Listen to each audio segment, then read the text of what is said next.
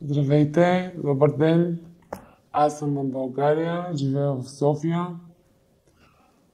Дойдох в клиника Mediteam, понеже имам проблем с опиатите от 17 години. 17 години съм на хероин, кокаин, метамфетамин, всякакви видове барбитурати. Общо взето с опиатите. Тук съм 2 седмици, дойдох много зле, сега се чувствам отлично, получих грижи, както медицински, така и психологически. Всички тук много помагат, има голяма взаимопомощ. Клиниката е на страхотно ниво, много ми хареса. Получих фармакотерапия, плазмотереза, инфузии.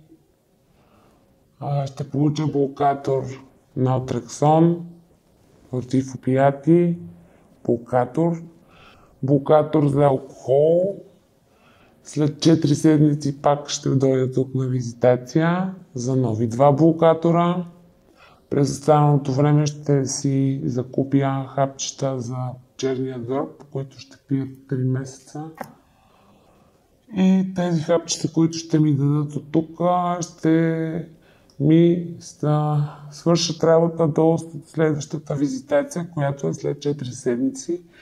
И мисля, че се пада на 17 януари. Точната дата.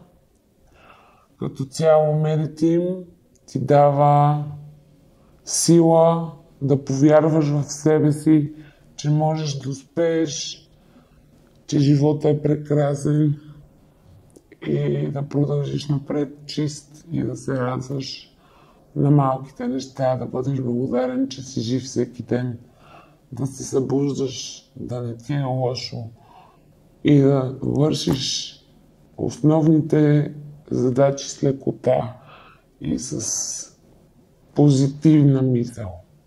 Това е като цяло. Много съм доволна от клиниката.